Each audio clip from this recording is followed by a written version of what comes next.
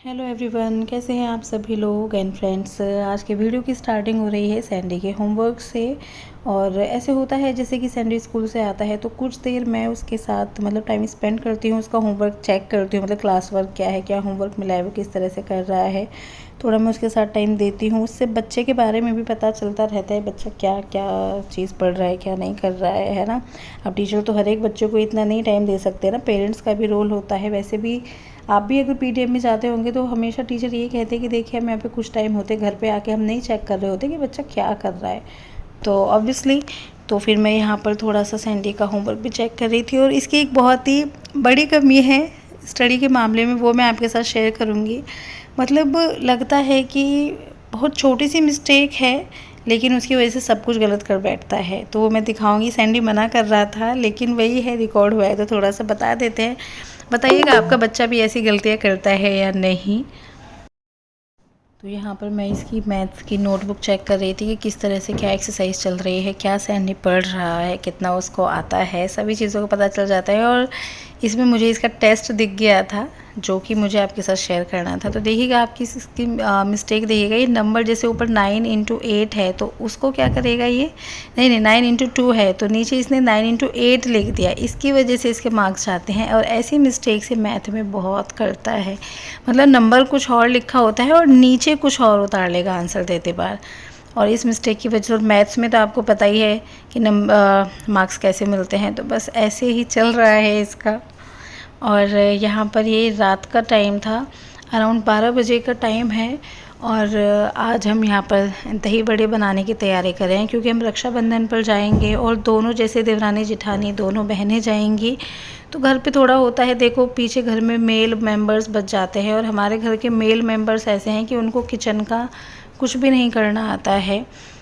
तो ऐसे में थोड़ी सी दिक्कत हो जाती है। एक टाइम आप बाहर का खा लीजिए लेकिन हर टाइम नहीं खा सकते। जैसे हमने क्या सोचा था, पहले हो रहा था कि रक्षाबंधन 30 तारीख का है, फिर एकदम से हो गया 31 तारीख का है, तो हमने 31 को मनाया है रक्षाबंधन। तो 30 के हम शाम को निकल जाते हैं नाइट स्टे करके, फिर हम जैसे 31 के फिर हम दोपहर तक आते हैं। तो इस तरह का हमारा रहता है। और जो लोग हमें देखते हैं उन्हें तो अब तक पता भी चल गया होगा कि हमारा रूटीन ऐसा ही रहता है रक्षाबंधन के टाइम पे। तो वही था कि एक दिन आप बाहर से ला के आप खा लोगे लेकिन अगले दिन सुबह नाश्ते में कुछ लेना हो तो बार बार उठ के बाहर से लाना, ये सब चीज़ें थोड़ा सा हो जाता है ना। तो हमने एक स्नैक्स के तौर पे सोचा था दही बड़े बना के रख लेंगे, तो जब मन करेगा एटलीस्ट बीच में एक चीज़ घर की बनी हुई भी होगी, है ना।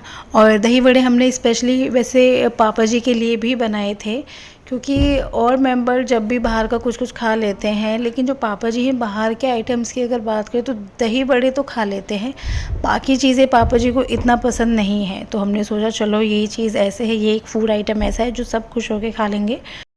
और यहाँ मैं बस अपने रूम में आ चुकी थी, जैसे कि बन गए थे दही बड़े और आप देख सकते हैं कि सो गए थे मेरे हस्बैंड और सैंडी। तो बस अब मैं भी लेटने की ही तैयारी में हूँ।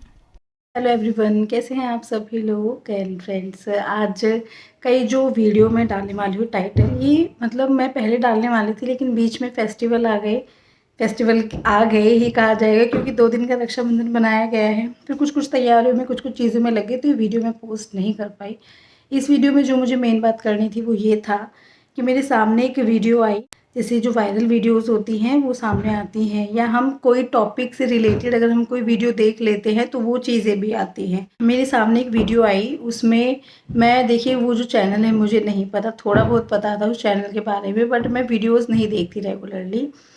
तो उस वीडियो में क्या था कि एक बेटी है, उनके साथ उनकी माँ रहती है। मुझे ये भी नहीं पता उनकी माँ सही है या गलत है, मुझे नहीं पता, लेकिन मैं अपना एक पॉइंट ऑफ व्यू शेयर करना चाहूँगी।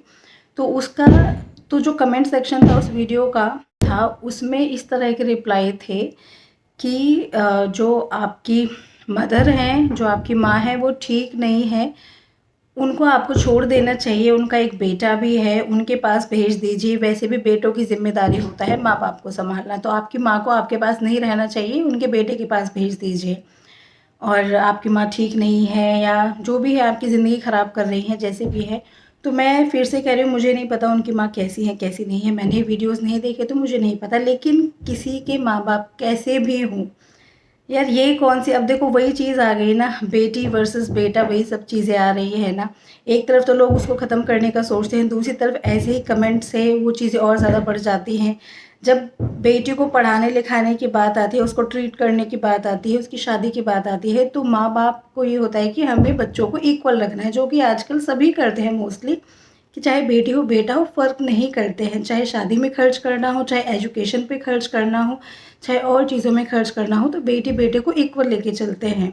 लेकिन यहाँ क्या बात हो रही थी, अगर माँ बाप की ज़िम्मेदारी की बात आती है तो बेटी की ज़िम्मेदारी नहीं है माँ को उसके बेटे के घर भेज देना चाहिए। बेटी की ज़िंदगी में वो खुशियाँ नहीं फैला रही है, तो वो माँ है इसीलिए तो बेटे के घर भेज देना चाहिए। अगर उस बेटी का कोई और रिश्ता होता तो क्या उसके लिए भी ये बोला जाता कि उसे किसी और के घर भेज देना चाहिए? नहीं, उसी के साथ हमें ज़िंदगी गुजारनी है, ऐसे बोला जाता है ना।